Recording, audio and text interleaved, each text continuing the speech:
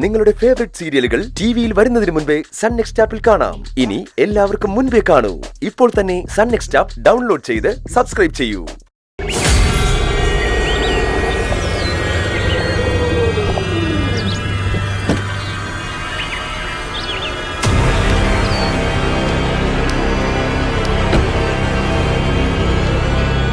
ആരോ മുറ്റത്ത് വന്നല്ലോ. ആരാ പാർവതി?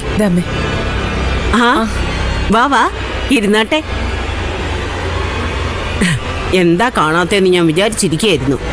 നല്ല വിഷമമുണ്ടമ്മ എനിക്ക്. എന്തു പറ്റി?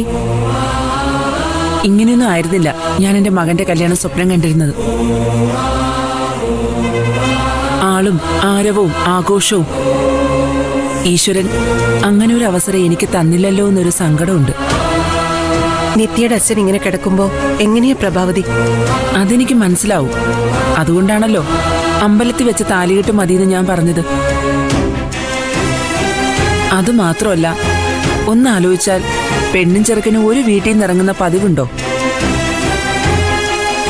ഇവിടെ നിന്ന് ഇറങ്ങുന്നോണ്ട് കെട്ടിക്കേറുന്നതും ഇവിടെ തന്നെ ആയിരിക്കണമല്ലോ. അതിനെന്താ പ്രഭാവതി? ഇത്രയും കാലവും ശരത്തമോൻ ഇവിടെ തന്നെ ആയിരുന്നല്ലോ. പൊന്നുപോലല്ലേ ഞങ്ങൾ അവനെ നോക്കിയത്. അതിലൊന്നും എനിക്കൊരു പരാതിയില്ല അമ്മേ. അങ്ങനെ പറ. ഞാൻ എന്റെ ഒരു ഗതികേടിനെ കുറിച്ച് പറഞ്ഞു പോയതാ. തലവരെ നമ്മളാരും വിചാരിച്ചാൽ മാറ്റാൻ പറ്റില്ലല്ലോ. അതും ശരിയാ. എന്നാ ഞാൻ പോയിട്ട് നിത്യയുടെ അച്ഛനെ ഒന്ന് കണ്ടിട്ട് വരാം. അപ്പോഴേക്കും ഞാൻ കുടിക്കാൻ എടുക്കാം.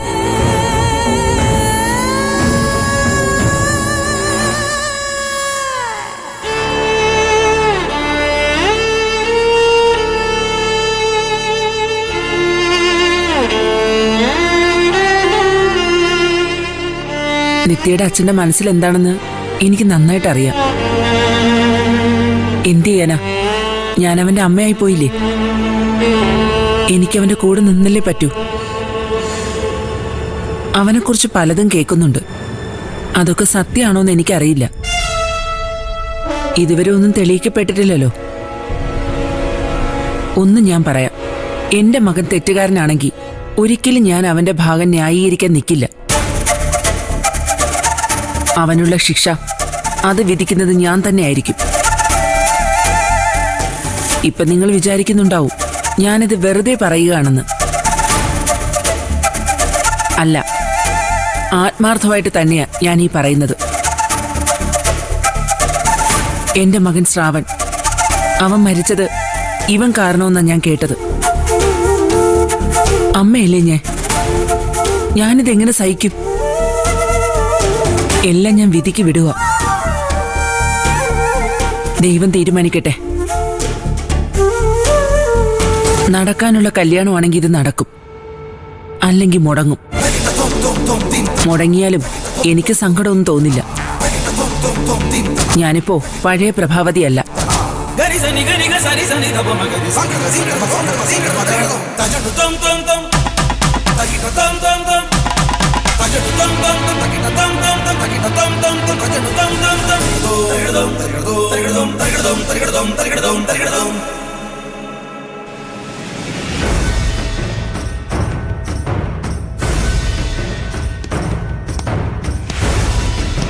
എന്നോട് പറഞ്ഞ കാര്യങ്ങൾ വള്ളി പുള്ളി വിടാതെ ഈ സാറിനോട് പറയണം.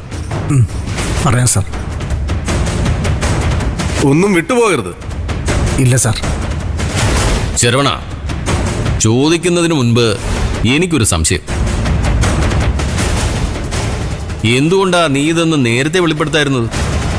പേടിയുണ്ടാ സാർ, എന്നെയും കൊല്ലുമായിരുന്നു. ഇപ്പൊ പിന്നെ എങ്ങനെയാ ധൈര്യം വന്നത്? ഞാനിപ്പോ പോലീസ് സ്റ്റേഷനിലുമാണല്ലോ.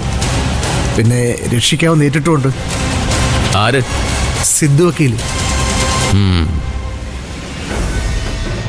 ഒരു കാര്യം ചെയ്യാം, മൊഴി മുഴുവൻ റെക്കോർഡ് ചെയ്യാം. ശരി സാർ. കൺഫെഷൻ സ്റ്റേറ്റ്മെന്റ് കൊടുക്കുമ്പോ അതിൻ്റെ ഒപ്പം ഇതുകൂടി വെച്ചു കൊടുക്കാം. ശരി സാർ. വീഡിയോയും ഓഡിയോയും വേണം സാർ. എന്നാ അതിന് വേണ്ട അറേഞ്ച്മെന്റ്സ് ചെയ്തു. ശരി സാർ.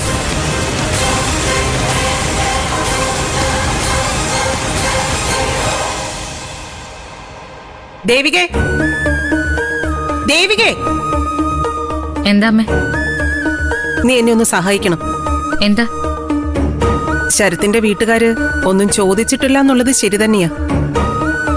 എന്നാലും നമ്മുടെ അന്തസ് കാണിക്കണ്ടേ?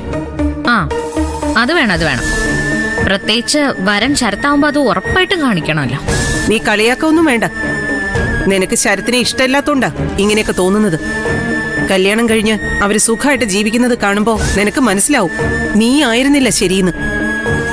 ഇത് പറയാനാണ് അമ്മേനെ വിളിച്ചേ? അല്ല, നെറ്റിക്ക് വേണ്ട കുറച്ചൊക്കെ സ്വർണം എന്റെ കയ്യിൽ ഇരിപ്പുണ്ട്. അത് പോരാ, നിന്റെ കയ്യിൽ ഇരിപ്പുണ്ടല്ലോ കുറെ. അതിന്ന് കുറച്ചെടുത്ത് നെറ്റിക്ക് കൊടുക്കണം.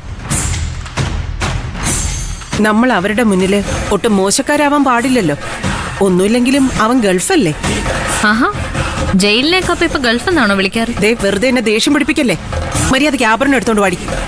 നാളെ ഇവിടുന്ന് ഇറങ്ങുമ്പോ നെറ്റിക്ക് ഇടാനുള്ളതാ. ആഭരണമൊക്കെ തരാം, പക്ഷെ ഇപ്പോഴല്ല, നാളെ കല്യാണം നടക്കുന്ന സമയത്ത് ഞാൻ അവളുടെ കയ്യിൽ കൊടുത്തോളാം. അതെങ്ങനെ ശരിയാവും?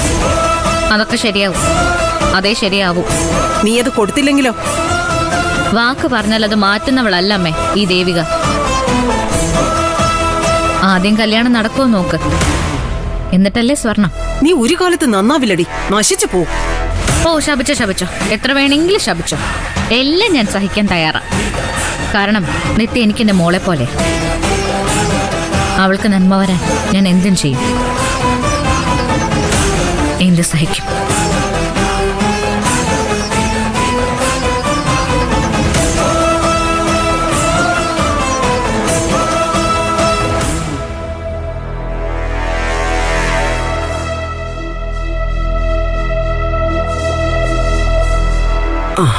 എന്തായി, തന്നോ?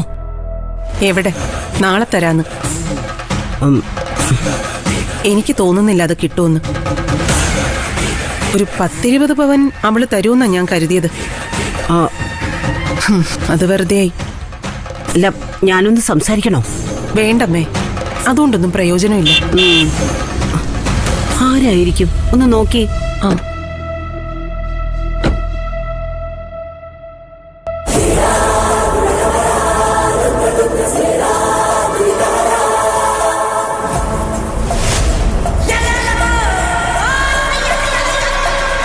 അകത്തേക്ക് വരാവോ? വന്നാട്ടെ.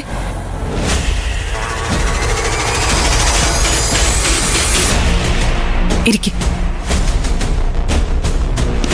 കല്യാണത്തിന് എന്നെ ക്ഷണിച്ചില്ലെങ്കിലും അറിഞ്ഞു വരേണ്ടത് എന്റെ കടമയല്ലേ, അതാ വന്നത്.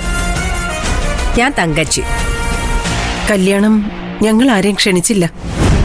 ഞങ്ങൾ ഇത്രയും പേരെ ഉണ്ടാവൂ. അത് മതി, ഒരു കണക്കിന് അതാ നല്ലത്. മറ്റത് വെറും ദൂർത്തല്ലേ.